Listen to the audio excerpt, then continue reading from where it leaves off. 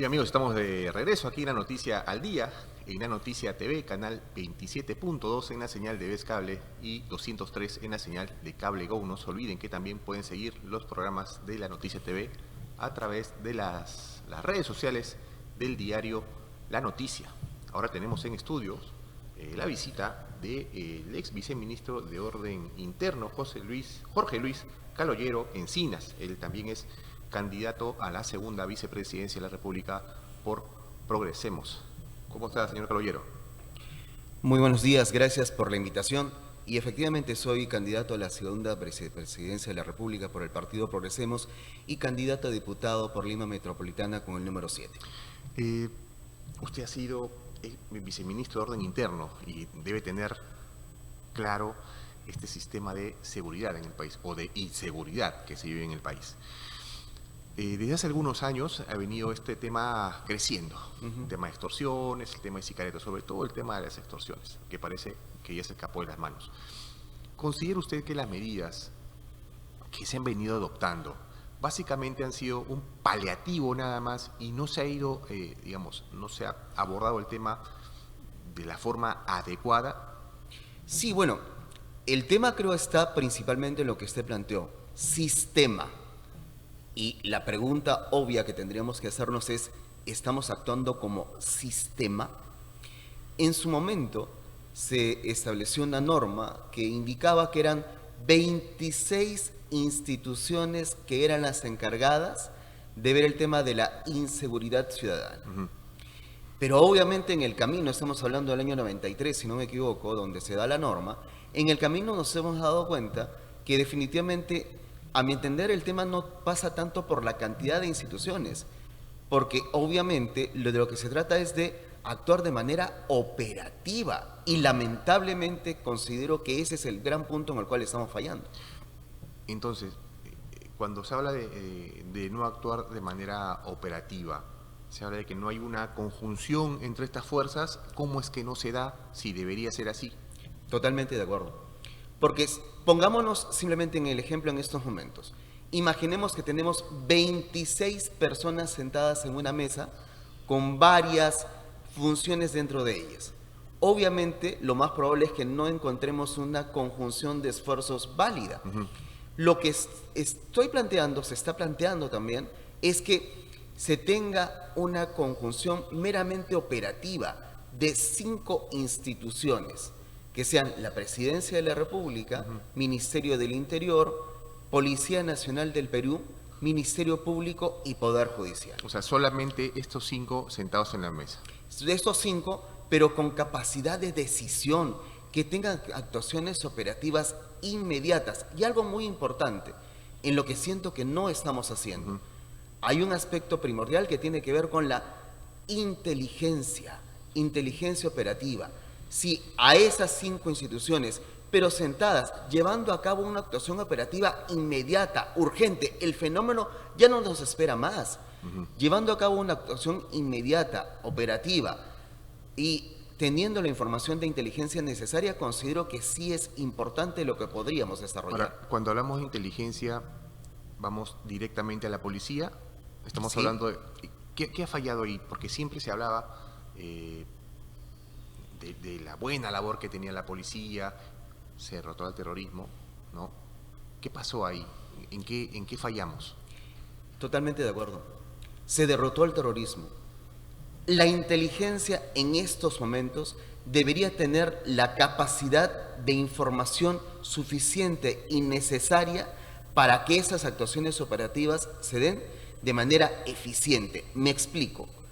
Nosotros, si tuviésemos la información y supiéramos efectivamente dónde se desarrolla el delito, cuáles son las redes del delito, cuáles son los lugares en los cuales se lleva a cabo, cómo tenemos que hacer esta actuación, definitivamente podríamos tener una mayor eficacia dentro de la actuación en contra de la delincuencia. ¿Y ahí también se habla de logística? Claro. ¿No tenemos los recursos? Definitivamente. No tenemos los recursos presupuestarios necesarios, no tenemos la logística correspondiente y no tenemos algo que creo que es muy importante. Dentro de los aspectos a considerar en lo que es la lucha contra la inseguridad, considero yo que debemos tener 3 aspectos. Primero, lo que yo les indicaba. No se puede tener un crimen organizado que es enfrentado con un sistema desorganizado como lo que tenemos aquí y ahora. En segundo lugar, el tema de la reforma de la Policía Nacional del Perú, donde parte de ello tiene que ver con el aspecto logístico, las condiciones adecuadas para poder desarrollar una acción, y un tema importante que es el tema de bienestar. Necesitamos una policía no solamente convenientemente equipada, también convenientemente con el espíritu, con todo que se encuentre presente en ella, para que de esta manera encuentre mejores posibilidades de llevar a cabo su acción. ¿Y cómo es que en el transcurso del tiempo le hemos quitado las herramientas a la policía para combatir la criminalidad? ¿Cómo se llega a eso? Básicamente, intromisión política. Mire, yo le cuento un poco mi experiencia. Yo fui presidente del grupo multisectorial contra la trata de personas. Y creo de lo que se trata es de tener sentido común, lógica y la posibilidad de sentar a las personas que lleven a cabo la actuación operativa. Por ejemplo, cuando nosotros llevábamos a cabo determinados operativos, teníamos información de inteligencia y lo que hacíamos era, se sentaba la persona de la Policía Nacional del Perú, se sentaba la persona del Ministerio Público y decíamos, vamos a hacer este operativo. Tú tienes la información necesaria, tú llevas a cabo esa acción, tú llevas a cabo la siguiente y definitivamente esos operativos lográbamos que efectivamente sean exitosos. Pero el circuito no se cerraba ahí, que es un poco el ejemplo que le quiero poner. Después, ¿qué ocurría?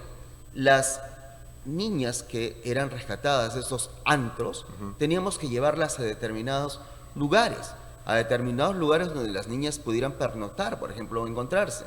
Teníamos que coordinar con el INAVIF, tenía que coordinarse con la Municipalidad de Lima para que estos antros no sean reabiertos. Claro. ¿Qué quiero decir con esto? Que solamente cuando se lleva a cabo una actuación con esfuerzos reales, efectivos, operativos, concretos y con información suficiente, necesaria y de inteligencia, podemos tener resultados eficaces.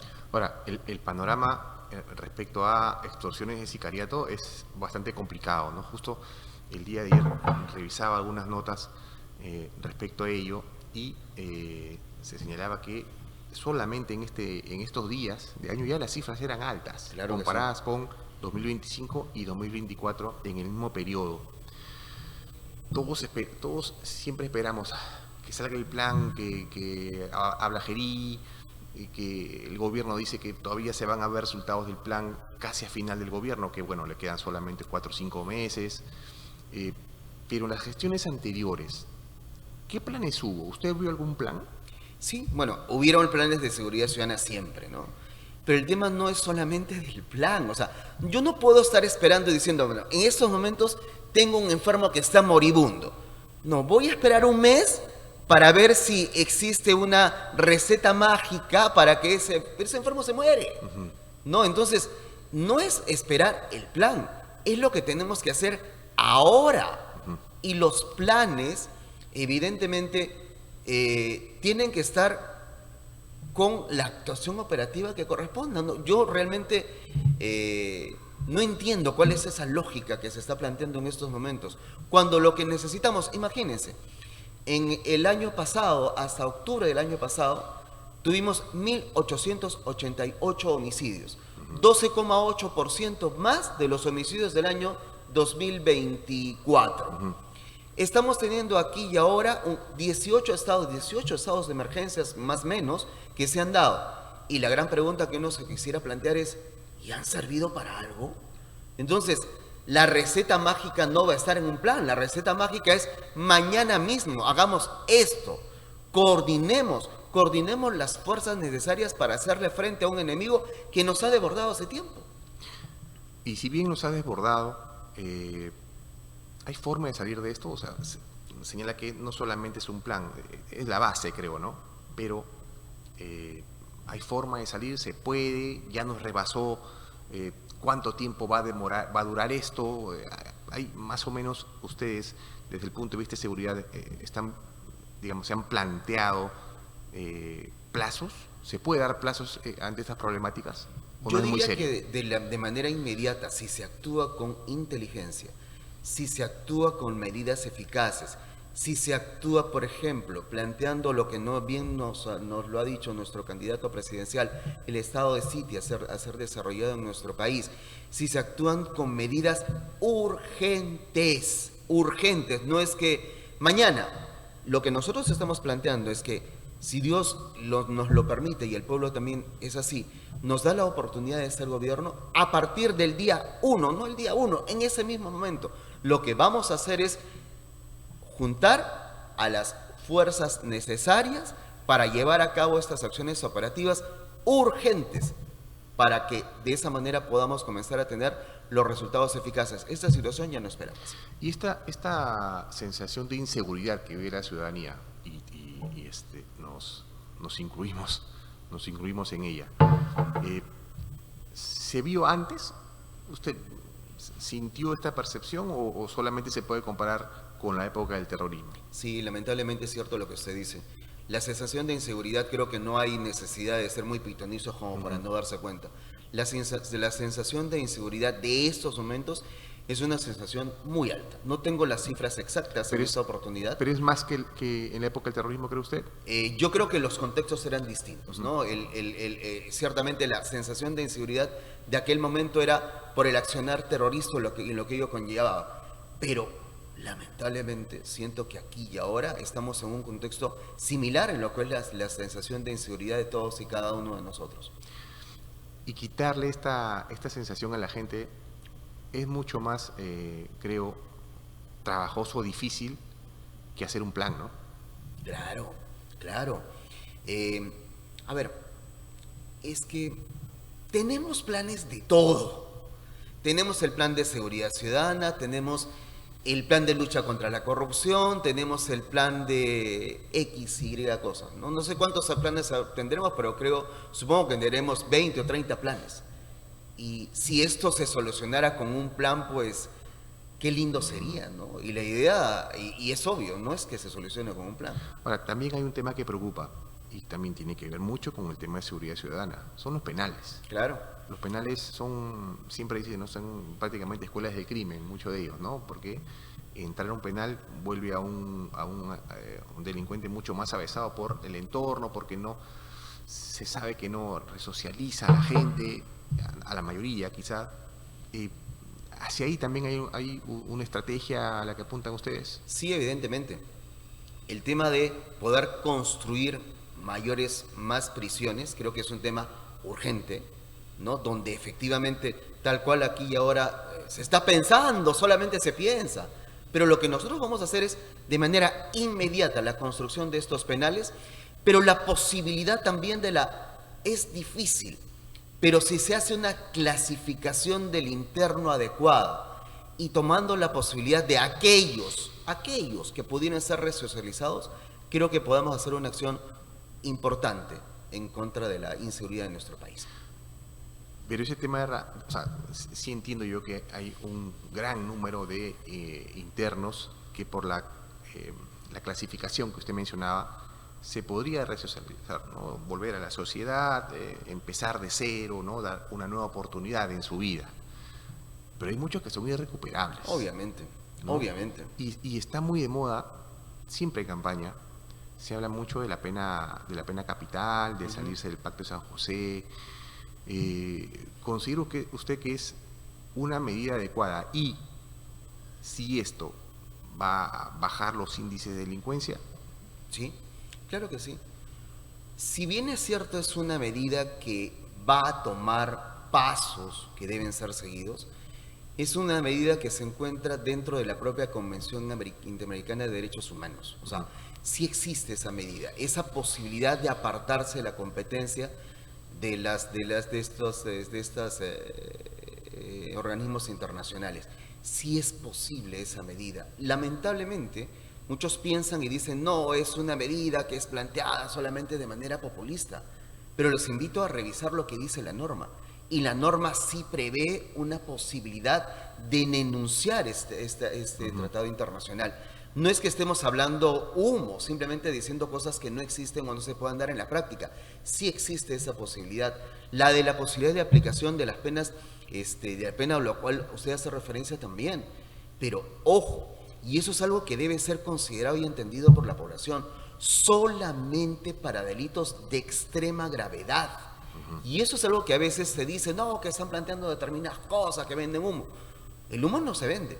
Lo que nosotros queremos plantear es que efectivamente para nosotros es mucho más importante aquella persona que debe ser defendida del delincuente que muchas veces siempre pensamos en defender antes. ¿Y en qué casos cree que debería aplicarse? Por ejemplo, de la violación de menores de edad. Es un delito abominable, monstruoso.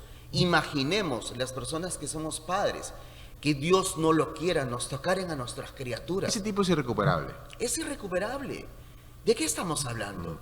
O sea, estamos pensando en una política criminal pensada muchas veces pensada no en el delincuente ni la manera en la cual debemos plantearlo. Entonces, creo que es muy importante, y a propósito de ello, también pensar en la víctima, ¿no? Claro. O sea, ayer o antes de ayer me comentaba una persona y me decía, ¿sabes qué? Me ha pasado esto. ¿Y qué hago? Bueno, se le da el asesoramiento correcto, se le decía, ¿sabes qué? Tienes que hacer tales cosas. Pero imaginemos una persona que no tiene los recursos necesarios. ¿Dónde voy? ¿Qué hago? ¿A quién recurro? Muchos no lo denuncian. No lo denuncian.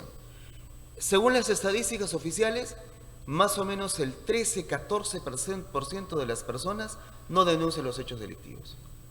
¿Por qué no lo denuncian? Porque no confía en el sistema de justicia.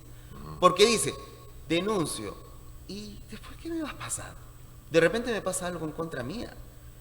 Entonces, considero que es importante, y lo estamos planteando también dentro del plan de gobierno, el tema de la atención adecuada a la víctima, la atención desde el punto de vista legal, desde el punto de vista psicológico, desde el punto de vista médico. Creo que eso es muy importante. Ahora, el tema de la víctima entiendo que usted lo tiene muy presente porque usted ha estado metido mucho en el tema de combatir la trata, ¿no? Y ahí se ve muchos casos de menores que son secuestradas, muchas de ellas se ven engañadas y que son sometidas en diferentes puntos del país. Entiendo que por eso también le pone énfasis a esta problemática, pero hay temas también que, por ejemplo, veíamos hace un momento antes de entrar con usted acá a la entrevista, tema de extorsiones. Claro. Y los transportistas han sido, mala suerte, no sé, los elegidos, ¿no? por estas organizaciones criminales. Y hemos visto asesinatos en los primeros días de 2 o 3 transportistas. Esto ha generado ya el anuncio de un paro. ¿Los transportistas cree usted que están un poco a su suerte, salen a trabajar así, no saben si van a regresar, lamentablemente? Lamentablemente sí.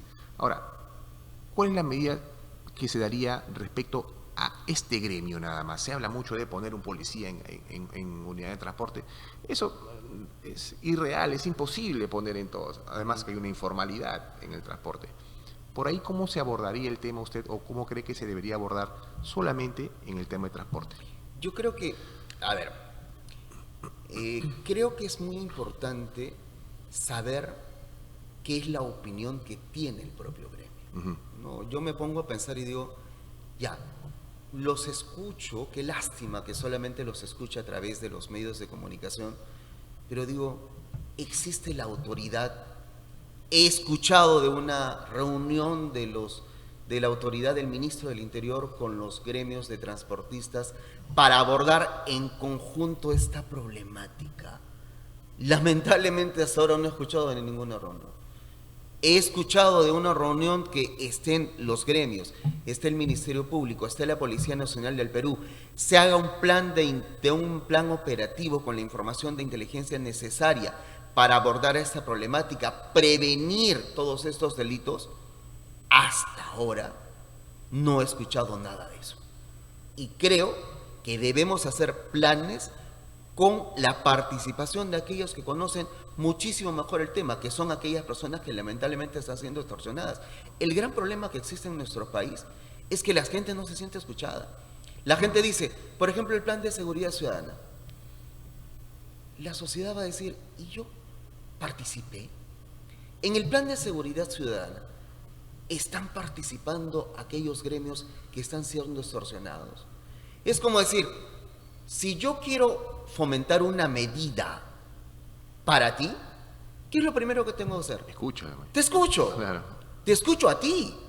Porque si no, o sea, estoy casi actuando a ciegas. Claro, justamente cuando inicia el gobierno de José Gerí, lo primero que hace es reunirse con un grupo de transportistas, porque se venía incluso un paro en los días siguientes.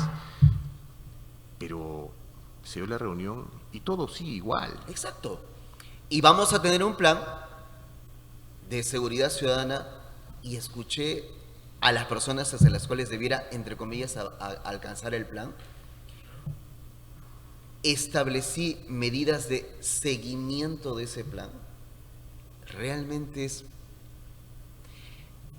preocupante, por decirle menos, a esta situación. Y se habla que la base de este plan que va a hacer el gobierno es el plan Bratton, ¿no? Que es para algunos no aplica a nuestra realidad. ¿Usted coincide también con ellos? Sí, sí, yo creo que no solamente se trata de exportar medidas de otras realidades.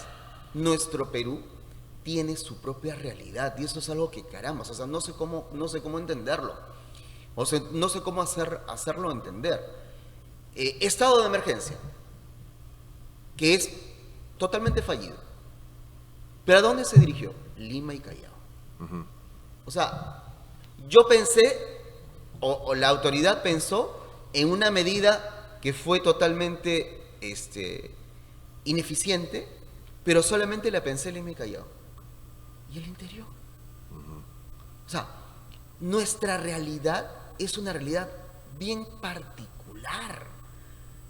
He tenido la oportunidad de viajar a lo largo de nuestro país y evidentemente tenemos realidades delictivas distintas, fenómenos delictivos distintos, pero lamentablemente siempre lo pasamos a abordar pensando en Lima, con esta mirada limeñita, lamentablemente que no debiera ser, con todo respeto, cariño y aprecio de nuestra ciudad capital, donde tenemos que tener grandes esfuerzos, pero también tenemos que pensar en el interior del país. Y no se olviden que también las zonas críticas son La Libertad, Piura, Madre de Dios, hay minería ilegal. Exacto. No solamente es Lima, ¿no? No solamente es Lima.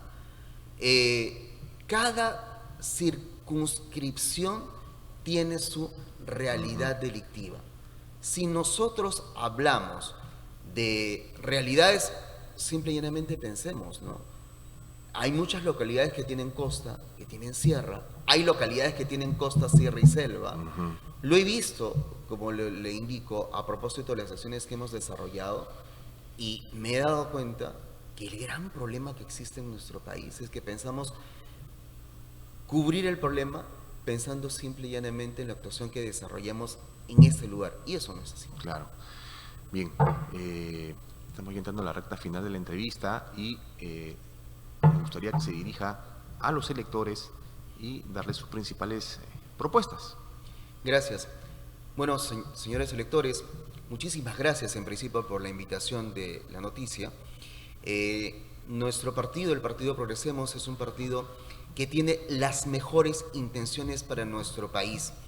Tenemos un candidato joven, un candidato con experiencia en aspectos de gestión pública, que es el señor Paul Jaimes, a quien siempre ha venido desarrollando una actuación a lo largo de nuestro país.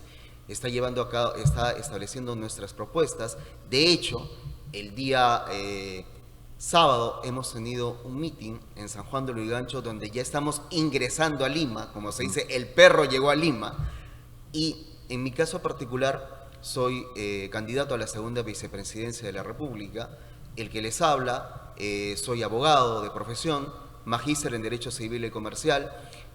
Tengo estudios de maestría en Gestión Pública, especialización en Administración y lo principal, al igual que las personas del partido. Tenemos un enorme amor por el país y queremos hacer las cosas distintas, ya no más a esa política tradicional que tanto daño nos ha hecho. Bien, estuvo con nosotros en estudios el señor Jorge Luis Caloyero Encinas, candidato a la segunda vicepresidencia de la República por Progresemos y también candidato a Cámara de Diputados. Sí, con el número diputado 4. con el número 7.